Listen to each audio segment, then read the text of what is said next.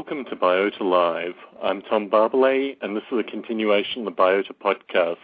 For more information on the Biota podcast, you can go to biota.org/podcast. We have 3 callers, so I'm going to introduce them. Hello, first caller. Hello, it's Jeffrey. Hi, Jeffrey. Good to talk to you. How are you? Oh, pretty good. I really enjoyed the photos from your event up in San Francisco. Oh, good, yeah. We'll need to chat about those sometime. Okay. Hello, second caller. Hi, this is Chris. Hi, Chris. Good to have you on. Which means the third caller is probably Bruce Damer. That's right. Hello, Bruce. Hello.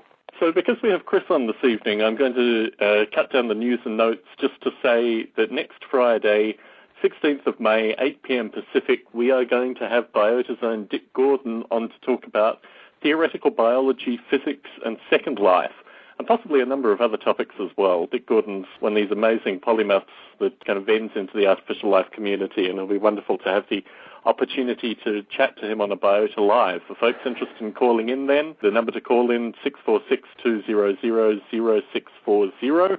That number works this evening as well, and we also have a chat window for folks who don't want to call in. Chris, as this is the first time we've had you on a Biota-related podcast, would you like to give an introduction? Sure. I mean, I've been in the game industry for a very long time, have still yet to ship a game. I'm sort of the most well-known game developer who's never shipped a game. Currently working on Spore. I think you had a podcast with some stuff from Will a little bit ago, and we are going to ship sometime in September. Let's see, I mean, I've been involved with the Game Developers Conference for a long time, written articles for the Game Developer Magazine, that sort of thing. Just kind of out and about. And I know you've listened to the last podcast with regards to the Artificial Life SDK, but if someone were to come up to you on the street and say, an Artificial Life SDK, what do you think is the need in contemporary game development for such a thing? Well, I think it's a complicated question because I think that there's a broader question of what is the need for or demand or ability to provide a general AI SDK, and then A-Life being a type of AI is kind of subsumed into that overall question. I think there's questions that are actually being asked in the industry now because people are starting companies, and there's a few different AI companies out there, and people are trying to figure out AI being one of the most important components of the game and kind of the last kind of uncharted territory. We've kind of figured out graphics pretty well. Not that there aren't amazing things to come in the next 50 years for graphics, that's clear, but we kind of know a path there. Physics is pretty easy to integrate into games nowadays. AI is kind of the next big chunk. The problem is AI is really much more poorly understood than those other ones, and there's no metrics for actually judging whether you're doing a good job often, except for playtesting. And so that all of those things kind of sum up to make it very difficult to know. It's hard to make an SDK for something when you don't actually know what the problem is you're solving. I think is a fundamental problem, and so AI is kind of at the far extreme of that. In terms of us not knowing what we're doing yet. So, Jeffrey, in terms of the problem that an Artificial Life SDK would be solving, how do you think you'd summarize that for people like Chris? Depends on the problem, which I think is what Chris said. If you have if your goal is to create a Spore-like game, well, that presents certain problems, and then there's a whole sphere of kinds of solutions for that. And then if you're making, I think there's lots of different kinds of games. Some might be more A-life-oriented. Some might be more AI-oriented. I think it really depends on the problem. So I don't know if I really answered the question. So I gave a lecture at the GDC this year, at the Game Developers Conference this year, and sort of the 10-second version of the lecture is that things like the triangle or the rigid body are kind of the lingua franca of graphics and physics in terms of the kinds that we use for games right now. And things like texture map triangle have certain characteristics, and what I call this in a structure and style decomposition, where you have this amazing structure that the code can reason about. You can hit test them or render them onto the screen or figure out whether they're planar or whatever. Well, triangles are always planar, but you know what I mean. But also an artist can author them. The geometric positions, the texture map, all of those things are just completely data-driven by the artist. And that we sort of have some equivalence of that in physics, and we have nothing like that in AI. There's no base-level components where that we know work and scale very well. And so I think that's another aspect of that problem of that's what makes it hard to plug into a game. You can switch your game between OpenGL and D3D without much trouble. I mean, it's a pain, it's a lot of typing, but it's not that big a deal, right? They both render triangles. But trying to swap out the AI of a game for another game, which is kind of what an SDK is about, it's kind of abstracting that, is just incredibly difficult. I mean, it's like it's got tendrils everywhere because it's not well understood. There's no interfaces. And I think that's not surprising at all, right? Right. I mean it's the hardest problem. Yeah, right. But in terms of an artificial life SDK, you're talking about ecosystems, you're talking about independent agents within ecosystems. I mean, I think in terms of the artificial life community, the metrics are pretty well understood in terms of what goes into an artificial life environment and in terms of what is needed in a game environment in terms of evolving ecology and these kind of things. That seems to be the Venn with regards to an artificial life SDK. What's your thinking with regards to this, Bruce? Well, it really depends on what you're trying to do in the game. I think the realm of pure A-Life games, as Jeffrey can testify, is fairly small and limited. If we talk about what is a true A-Life game, I think that it's a unspoken for frontier. I think I just came in from 6 hours of gardening and putting in trees and plants and things, and if someone made an incredible L system or other generative garden growing game, I think there's a market for that. But it's just not been tapped. I think we have to step outside the box when we talk about AI or A-Life in games. We're very much in the box, and I think Chris can vouch for this, in a certain modalities of how games are put together and what people expect, and it's going to stretch what we think of as a game. Yeah, I think that so there's all kinds of conversations we could have about the state of commerce in the game industry and sequelitis and all of those sorts of things. But in general, game developers and designers and people marketing the games, it's not that they want to necessarily do the same thing over and over again. It's that it's very difficult to not do the same thing over and over again when your metrics for success are what you set a player down in front and they need to have a well-crafted experience, and hopefully that includes some emergence so it's not totally predictable, but it needs to be but it has to have some predictable level of entertainment value, I guess. And I don't mean I'm avoiding the word fun on purpose, just because I think that eventually games will kind of will escape from just being fun and will have other emotional content the same way film and books and literature and music does. But yeah, I think that it's so ambiguous or so amorphous what we're even trying to do. It's still such the art form aspect of it as opposed to the science that it's just very hard to say where things that directly, unlike, rendering, for example, affects the game, obviously, like, Grand Theft Auto looks different from Crackdown or whatever, but not to the same extent as that the AI does, where the AI is the fundamental thing the player's interacting with. And so having that has to have this customized feel, which is not to say that you can't do it with an SDK. I mean, we have customized graphics feels with an SDK, but it has to be a better understood problem before that becomes kind of tractable. And so I think what you're saying about games, different kinds of games using A-Life and things like that, I've seen people talk about, how to do crowd simulation and things like that using different kinds of A-Life technologies and things like that. Those are all interesting, but the fundamental core thing that interests me the most is what happens to the core piece of AI, the thing that the player is interacting with. It's easy to do, or relatively speaking, easy to put some ambient stuff in the background that doesn't really affect much. It has very few outputs, very few inputs. And I think those kinds of things fall to SDKs much easier, but those aren't the actual interesting things either. Those are, there might be a good business to be made there, and there's some interesting algorithms, but it's not necessarily the core thing, which is what's the player's experience. To give some clarification with regards to my own thinking in this, an artificial life SDK relates to the whole environment and relates to components in the environment that the player interacts with, and it doesn't necessarily have to be an organic environment. You can have a robotic artificial life SDK, you can have a kind of dark future element with regards to cityscapes and things like that. I think the analogy with regards to graphics is poor in terms of the artificial life SDK because you're not dealing with piecemeal components in the environment, you're dealing with the surrounding environment and the way that the environment interacts to the player. So, that may be the breakdown analogy with regards to an AI SDK and an artificial life SDK explicitly. Yeah, I just wanted to make a comment. I'm thinking that maybe one of the components to an A-Life or a AI SDK would be autonomy. And autonomy doesn't exist in graphics that I can think of, nor does it exist in physics. If you think of physics as just sort of ambient, things fall, things bump into each other, things move, things rotate. But an artificial life or AI SDK involves autonomy, otherwise it's not a life. And perhaps that makes it distinctly different from other, components of an SDK or other SDKs.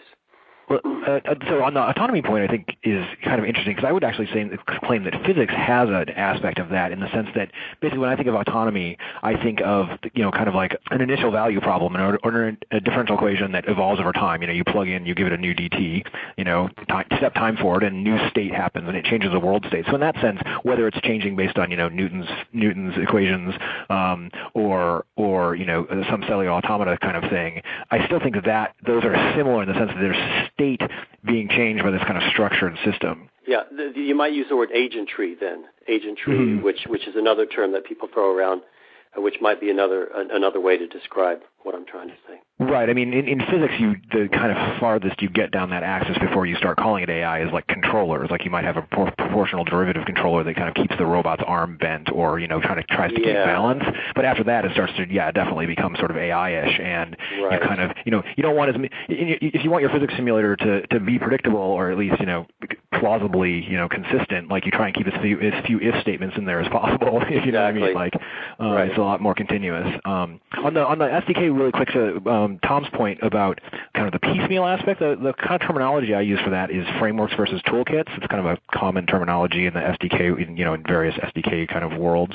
Where a framework is kind of a thing you plug into.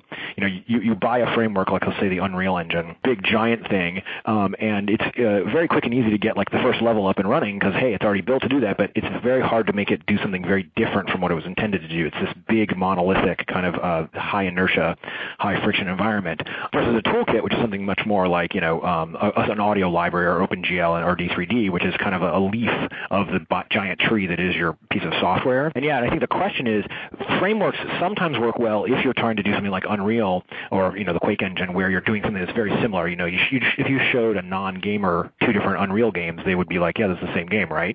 It's just the difference between Half-Life and Counter-Strike just to most people is lost if you're not a gamer. So a framework kind of implies a lot of it has a lot of a priori like state associated with it. Whereas a toolkit, you can like make a lot of different things that you have to figure out. But toolkits are harder in the sense that you have to figure out what that what the triangle of AI is to do that very well. In terms of this dissection, certainly in my own thinking, coming to this discussion, I thought, is an SDK the wrong framing with regards to what we're talking about in artificial life? Perhaps it could be done through a book, and certainly with regards to AI in games, there are books that are equivalent to what we are discussing with regards to an SDK or potentially a kind of collation website or example code.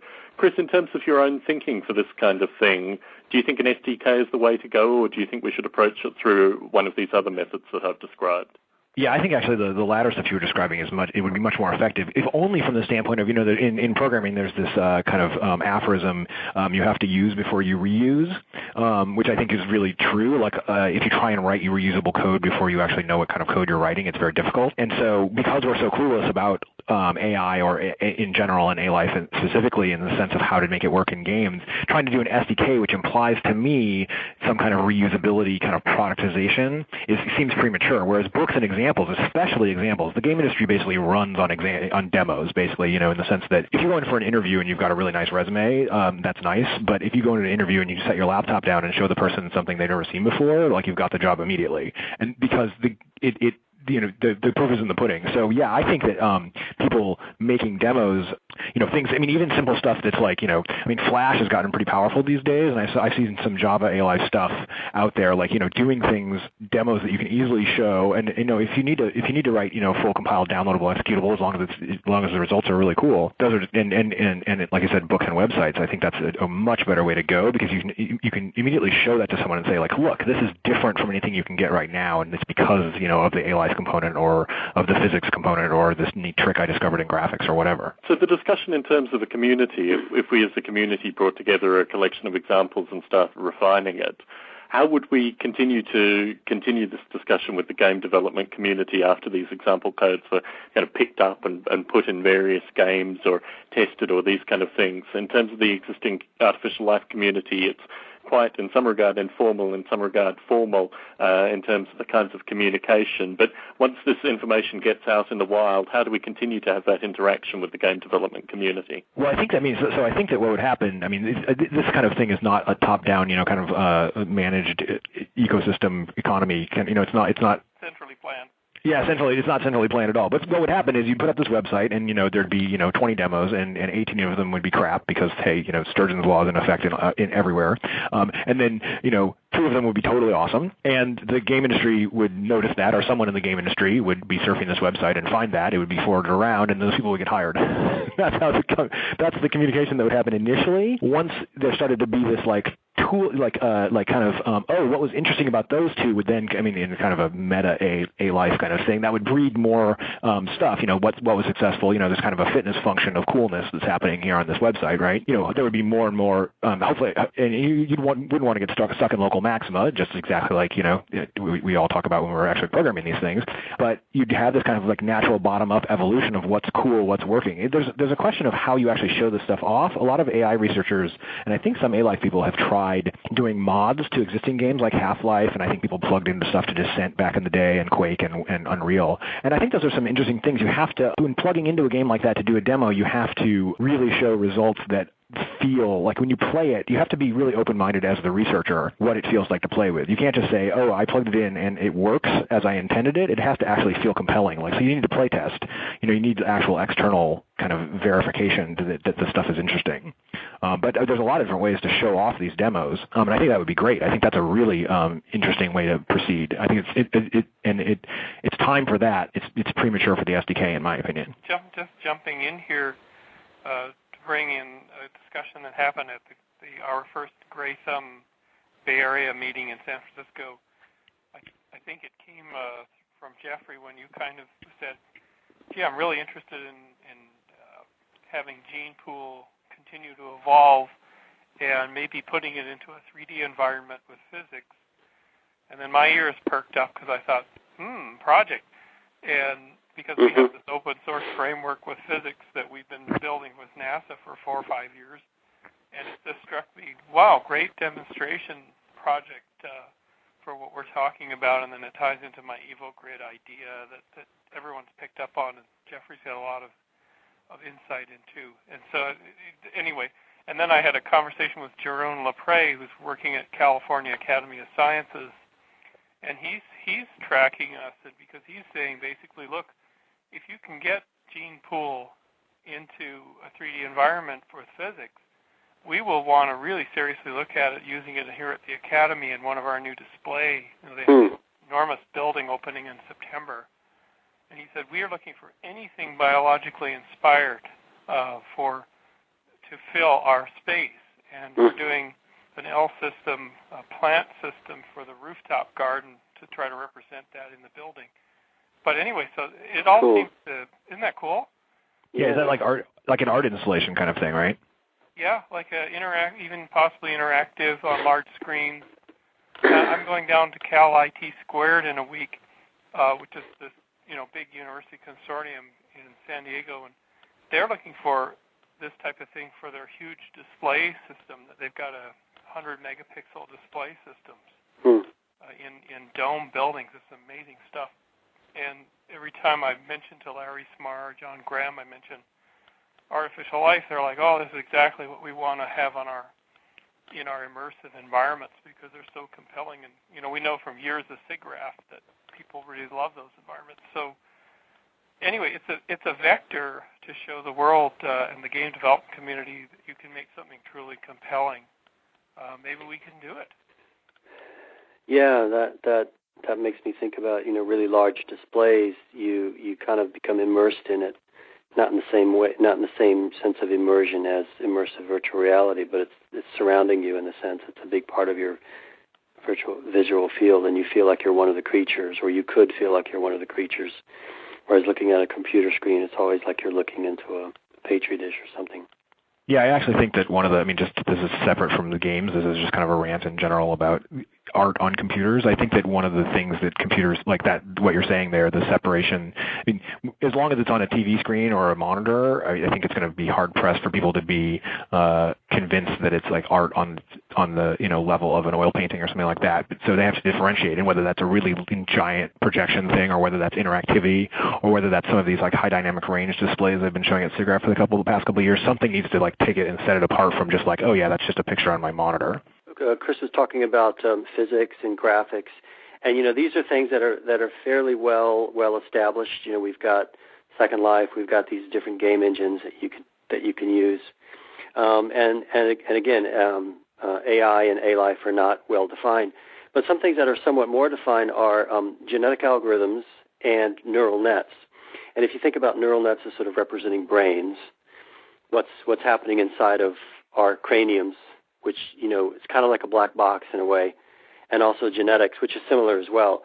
Perhaps if there could be some SDKs or frameworks for those two components, which you could then lay on top of an existing game engine, you might have all you need for most purposes. Yeah, there's actually been a bunch of work, not so much with genetic algorithms, but a ton of people have worked on neural net stuff in games and trying to get it into games. Like both researchers doing like these plugins, like I said, making AIs and then running them inside Half-Life to see how they feel to play. Or there was some work presented at the GDC a couple of years ago about some neural net stuff for soccer players in FIFA.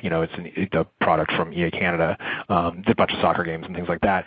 In general, most of the stuff with neural nets has not worked out very well, because I was actually reading, or I can't remember if I was listening, I was trying to do my homework here, listening to one of the podcasts, or I think it was one of the Steve Rand interviews, but talking about how basically they're missing this level of kind of predictable unpredictability. Like it kind of grinds away for a while, and it just is totally, you end up with mush at the end, and so you need these crisp. You sort of, for it to feel like a different experience, they often don't work out for games. And so I think that I am open-minded about this stuff. I'm super open-minded about AI in general. I think hard AI will be solved at some point in my lifetime.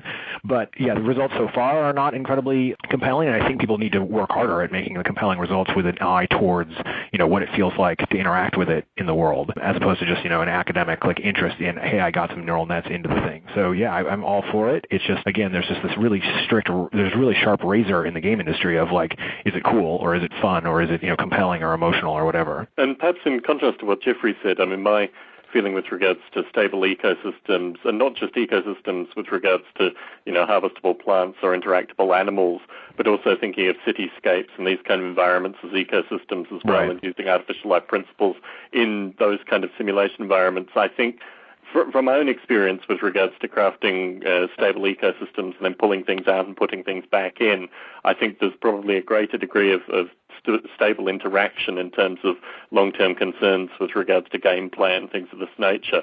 But returning to a point you made with regards to creating a website and having 20 or so of these kind of examples on there. Can I mention yours? Because the stable ecosystem point I think is really interesting, because actually I've been talking to some people around here. We were talking about SimCity the other day because Will, our boss, made SimCity, and it's interestingly not stable, but it's not stable in an interesting way. Like if it was stable, it would be boring, right? But you can't actually ever get it to equilibrium, and that's kind of like a fundamental tenet of game design, where you play SimCity and you think you've got it, and everyone's kind of happy, but taxes are a little bit too high, or it swings, or a disaster happens, and in that instability, and it's an interesting instability, but in that instability comes the gameplay. In my own methodology, what you've described as being instability, as in oscillations and cycling systems, are still, as far as I see it, stable systems from an Well, in other words, the game doesn't play itself, basically, right? The player has to act and raise taxes, or build a new hospital or whatever,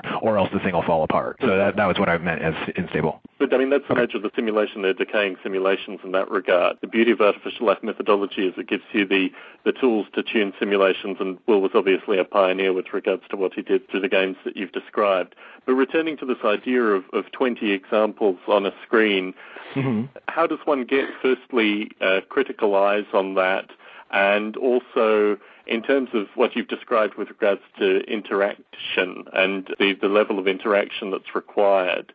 Do you think that is something that could exist through single-page Flash examples, perhaps with access to source code? Does it need additional descriptions? Does it need atmosphere? What would catch game developers' eyes with regards to this? Right. Well, I think that, okay, so the beauty of the internet and like viral kind of, feedback loops is that you don't need much marketing. So you don't need to worry about that. You just need to get it like, someone has to notice it and put it on Dig, and then you'll have more traffic. Your site will go down because there's so much traffic, right? If it's cool. So I wouldn't worry about that end. I think I would focus everything on in other words, getting the eyeballs is not the problem. You forward someone an email, and if it's cool, they forward it to 10 of their friends, and all of a sudden you've got a ton of traffic. The bigger question is what do you actually make? And I think there's like kind of a fundamental bifurcation is, do you try and make a game, or do you try and make a demo of the technology or algorithm that you're trying to do? And I think I think the decision there is either one could be the appropriate thing. Like there are plenty of graphics demos that are not games that are still you can easily see how you would apply that technique. Most of the physics Flash, there's a ton of these 2D physics engines in Flash nowadays because finally, as of last year, Adobe like revved the Flash VM so it's actually fast enough to do some actual real programming in. And so now there's just, there's like at least 10 of these, Flash. If you type, Flash physics into Google, you'll find just tons of these, and they're really cool. There's hundreds of stacking bodies, and it's pretty cool. They're very cool. Yeah, and so you can see how to apply that. With AI, it's difficult, right? Because we said AI is so much more poorly understood. But you could do demos like that, flocking demos, things like that. I mean, Craig Reynolds' stuff from years ago has been in Flash and Java and every, language, Python and whatever. But you have to say, you have to show something that's cooler than that, right? Like it's easy to do a flocking demo in Flash, and in fact, if you go out there and look at some of these Flash demos, there's some crazy stuff that people do because they actually have the graphics end of it, as well. But in terms of presentation, I don't think you have to worry too much about how pretty the pixels are, but you need to have a nod towards at least having some design there. One of the interesting things in schools nowadays is a lot of these game development departments, like at USC and at Georgia Tech and CMU, actually mix together art and programming in a kind of cross-disciplinary sort of way, and that's produced some really interesting people have come out of those departments. We have a bunch of them on staff, and there's a bunch elsewhere. But so I think these examples could be games. That's obviously, if you can show a game with one of these A-Life technologies, you're golden, right? Or they could just be demos. It's just going to depend on what the thing is you're trying to show. The core thing they have to be is compelling, though. That's what promotes sticks. That's what promotes eyeballs. I mean, I think it's catch-22 in that regard.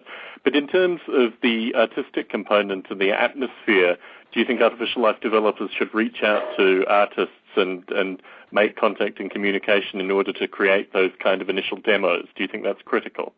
I don't know if I would say it's critical. It certainly wouldn't hurt. Like in other words, if there were two demos out there on this page, and one of them was programmer art, and one of them got some crazy experimental artist who was really good, which one people would click on first. That's just human nature. People are just drawn towards compelling visually. Audio is also important. You can just go to a site like Congregate or Newgrounds and see some of these demos, the stuff that some of these Flash games and stuff that rise up, and you can kind of see at what level things look amateurish versus professional, at how to people, a good artist, someone with a good aesthetic sense will know okay, we're not going to spend $1 zillion making this demo, but I can do these quick little things here and there. So I think the pixels are somewhat important. I think that at the core of it, though, if you ended up, making a really pretty Pong game that just felt exactly like playing normal Pong, and you couldn't tell that there was an A-Life or a neural net on the other side of it, it wouldn't have mattered how pretty it is. So it has to come down to what is the actual interaction and the gameplay, or the behavior of the thing. So say, I'm just pulling a number, out of a hat, but say you want to spend 10 or 15% of your time thinking about the presentation, but you want that rest, and then 5% of the time thinking about marketing in it in viral loops, and then the rest of that, whatever that is, 80%, you want to spend on making sure the behavior is actually innovative or compelling, or it was simpler to program, or whatever the way you're trying to provide value. In terms of the strengths of artificial life, in terms of stable simulation environments and things like this, if you're dealing with a Flash environment, and particularly people just viewing a website for a short period of time, they may not get the full level of detail in terms of the interaction. Chris, can you describe how you might persuade the user that exists there when they may only have, a 10-second to 1 minute viewing window? Yeah, there's two things I would say there. One thing is we have that problem right now. Testing games that have gameplay loops, second-to-second gameplay loops are really easy to test. You compile the game, you load it up, and you go, nope, that didn't work.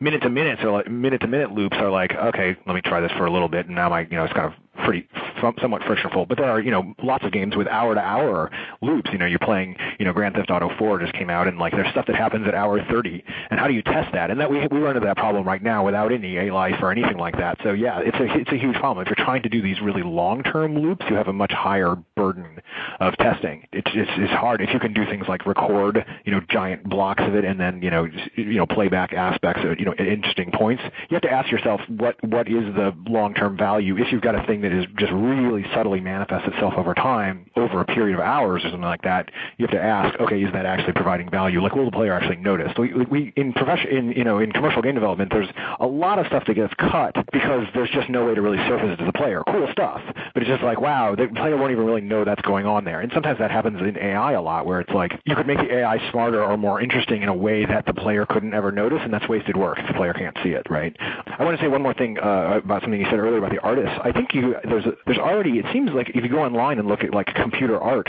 those kinds of artists are already like quite into kind of algorithmic generation and that kind of thing. So I don't think you would have that much trouble finding cool, artists that are like kind of consonant, interested in the kind of same stuff as you guys are. I think the legacy with regards to Vita in particular shows that there's a huge vein with regards to the artificial life community and the artistic community. In fact, most artificial life artists consider themselves as part of the artificial life community. An interesting point that you mentioned in terms of the player interaction, I mean, my own sense, and obviously you have a very intimate sense with regards to Will Wright's legacy, but it is with regards to finding a certain obsessive group of players that will be really interested in tinkering with certain components. I mean, without giving away any trade secrets, are these kind of demographics broken down in terms of looking at, we want the particular nerd players who get excited at this point, or these kind of things through gameplay? Yeah, I actually don't think there are any trade secrets to give away here. I think that it was the Hollywood quote of nobody knows nothing or whatever. It's like people do studies about the way games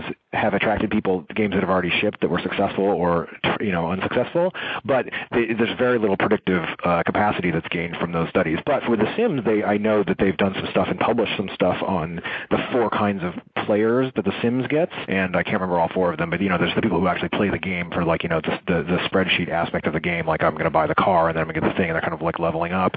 They're the people who cheat and get money and then just design houses. It's kind of a much more creative thing. There's the people who kill their Sims in interesting ways, right? Just the people who like kind of experiment with the simulation. What happens if I take the ladder out of the pool? Oh, they die. Like that's a player discovered that kind of thing. This sounds like very similar categories for Second Life.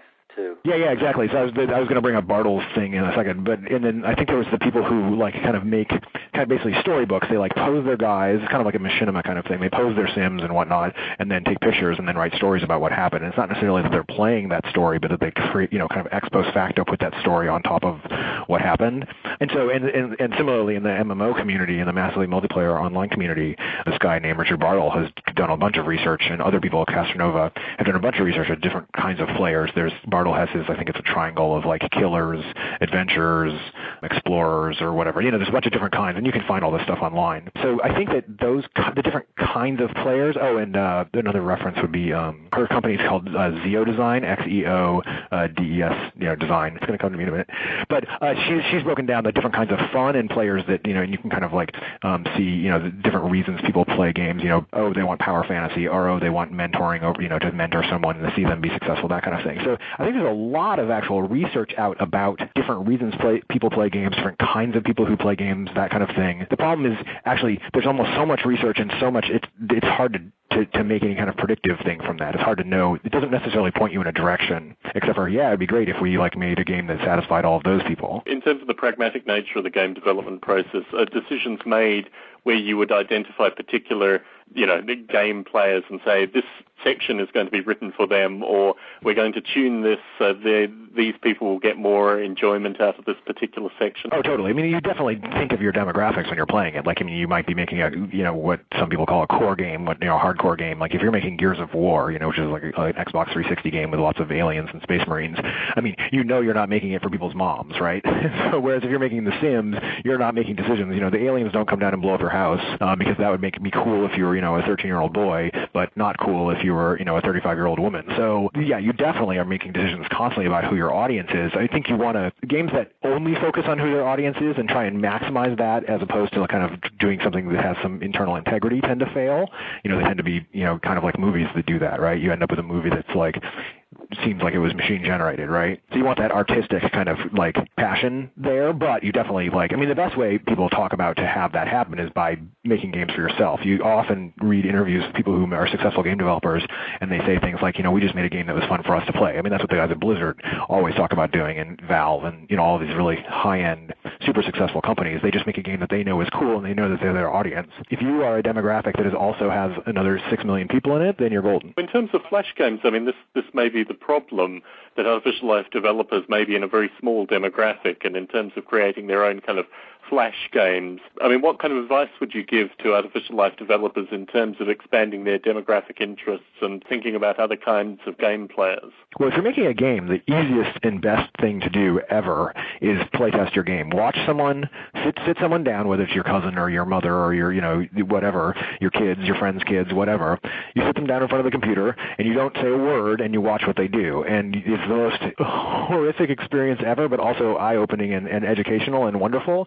Because you get to see how someone really experiences your game. So if you're making a game, that's by far the best answer, is just playtest the hell out of it. If you're making a demo, then you have to say, okay, what am I really, who am I really making this for? You kind of have to see through their eyes. I mean, you have to do that for a game too while you're developing it. You can't just playtest every line of code you wrote. But that kind of playtesting and seeing your audience, do you really think that A-Life developers are that unique in the sense that there's not, if they made something just for themselves, that it would have no interest to other people? I'm saying that the particular percentage group of any given game-playing audience may be relatively small, and that doesn't mean that artificial life developers don't get tens of thousands of users. That's not really the issue. The issue is whether these users translate to people that are in game development companies or publishers or people reading Wired that live next door to any of the above. And I mean, I think that's the issue, really, that you need some way of translating what is quite a comfortable user base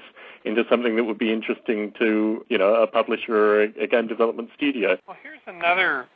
This is sort of a fundamental understanding, I think, that we would have to have. The artificial life community really is enamored by biology, by real biology. And so there may be a disconnect between creating an environment that is inspired by biology and creating a game. And so think of an artificial life system as more, I think of it as more as an environment, as a place where you observe and maybe have some interaction with things that are going on. It's a simulacrum. Whereas game is active engagement. So, for instance, artificial life, this may be incompatible with game spaces because real life, say if you're walking out in your garden or whatever, you don't have a lot of high-performance game-like interaction with most biology out there outdoors. I mean, you might. You're growing the wrong kinds of plants, Bruce. I had planned like the little shop of horrors. Exactly. Feed me some more. Actually, I have a little story from this morning or yesterday that kind of relates to this. I was out in the backyard. We have a lot of flowering plants out in the back, and I heard this whoo, whoo, whoo, sounded like a gigantic bumblebee, and I looked up and it was a hummingbird, right? Yep. I'd never heard the hummingbird sort of beating of the wings. It was just beautiful. A hummingbird was going after, flowers, going into these great big beautiful flowers. And I have a little terrier dog, and I said, "Higgs, what's that? What's that noise?" And Higgs growls and looks up and looks around. And not that I wanted Higgs to attack the hummingbird, right? But there was a little game I was playing with these two creatures. One is my dog, and one is this hummingbird that sort of came into this environment. And I don't know. Perhaps there was an environment, and these sort of convergence of creatures came together, and I took advantage of it and sort of made a little game out of it. Well, I think there are games actually that are starting to. I mean, games are not all about space marines blowing up aliens, right? And that's actually it's starting to broaden. It's not broadening fast enough, in my opinion, but it's starting to broaden. So you get games like Viva Pinata, Animal Crossing, games like The Sims to some extent. I mean, they're not animals in your garden, but they're people that are, reacting to the environment, and you pit them against each other, or try and make them fall in love.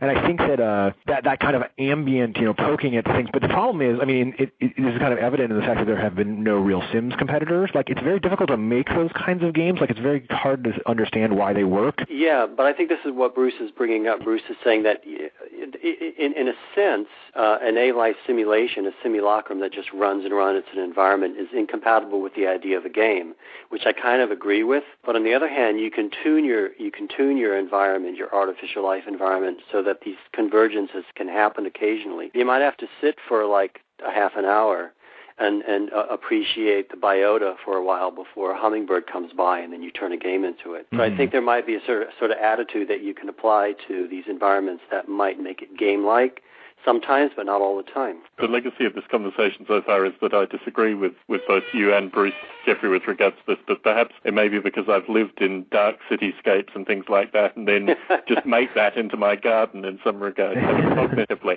No, my feeling is that what you described with regards to your garden, what you described with regards to what we simulate, we're talking about, in some regard, organic environments, but we don't have to presuppose that artificial life simulation exists in a flower-bedded garden or a petri dish.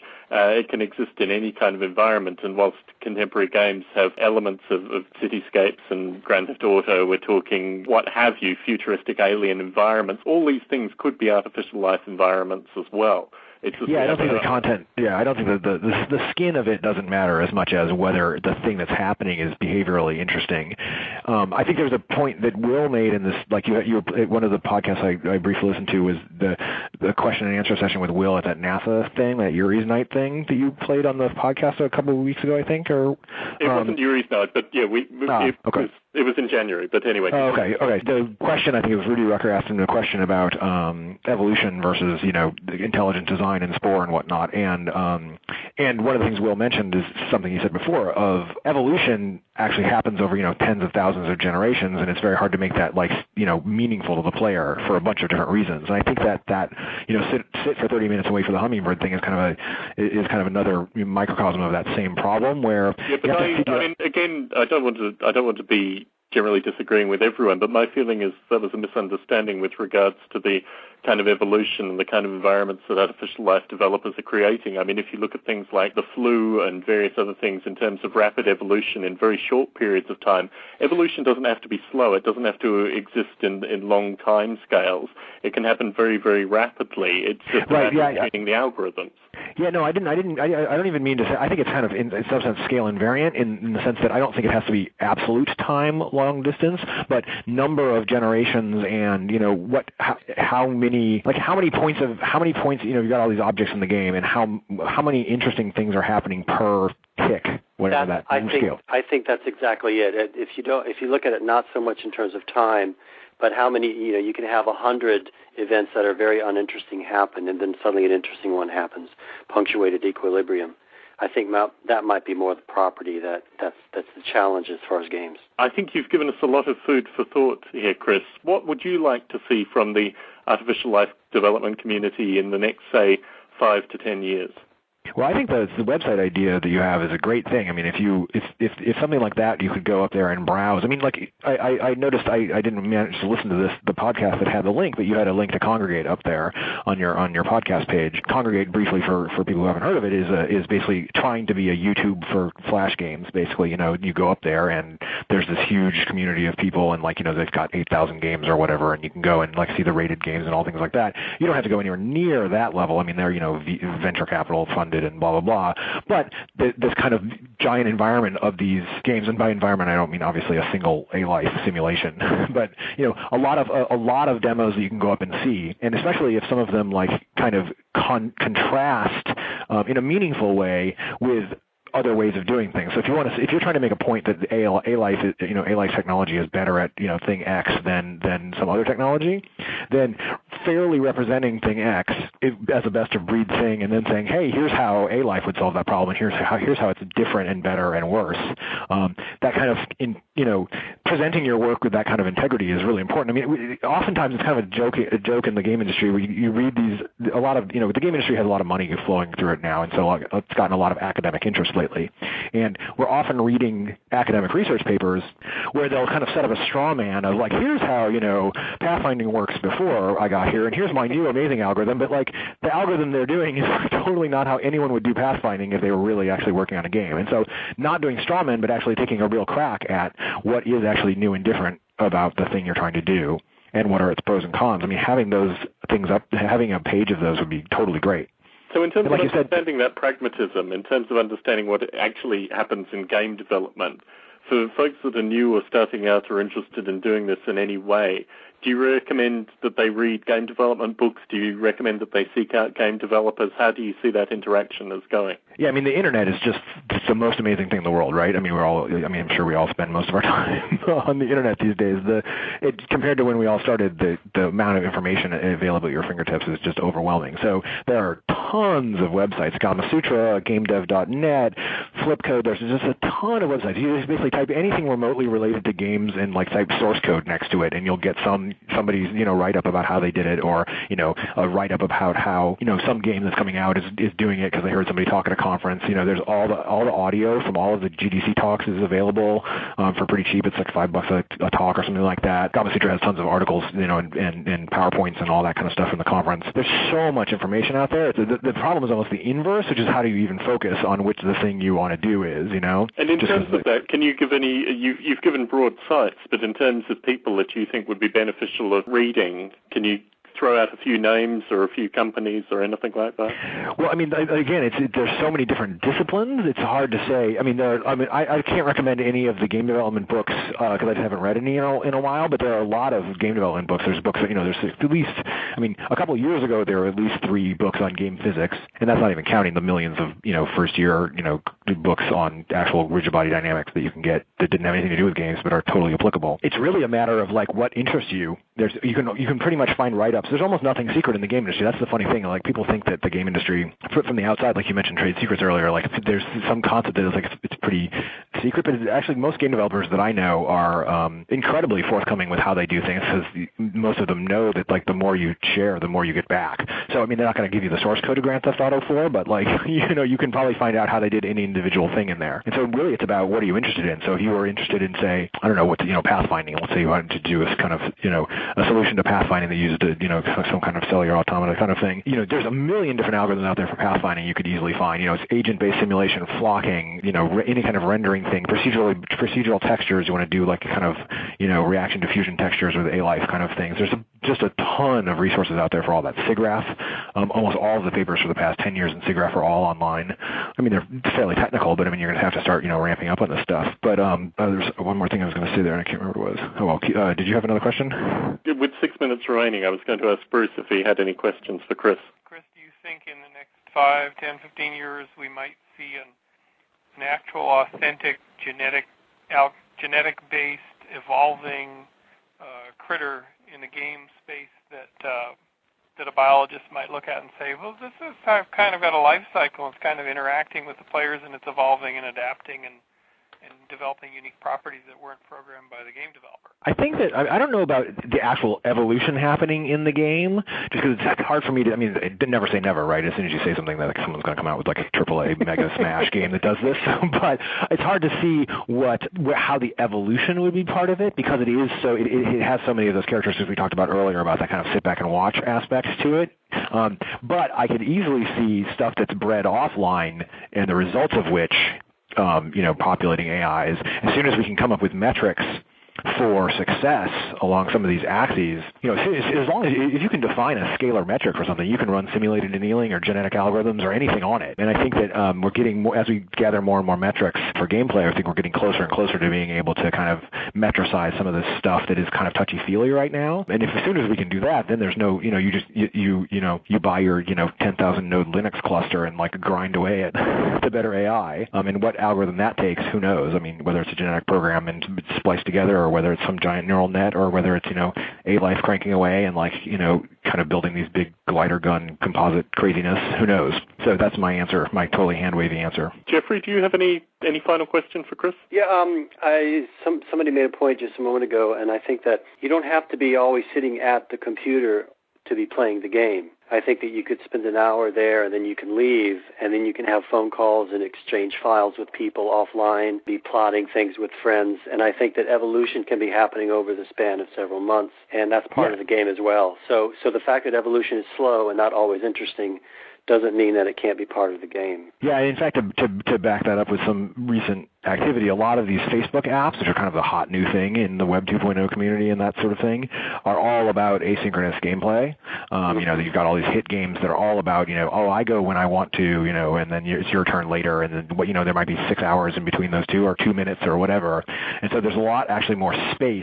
A lot of these games don't actually have persistent server state, and simulations are running while someone's not interacting with them, but it would be an easy step to do that, and then what happens during that time. That reminds me of your event-based simulation idea, where, you don't have to be continuously running a simulation. You can be using events. Kind of reminds me of that idea.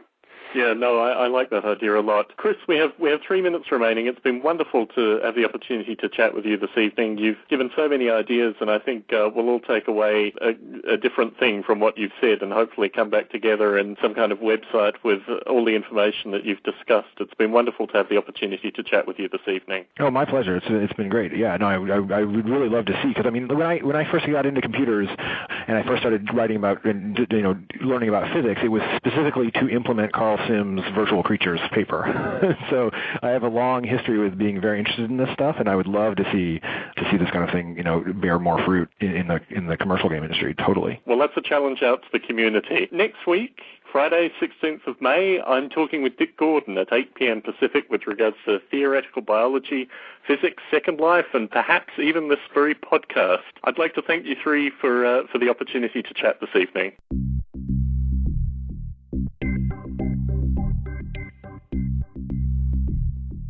Thank you.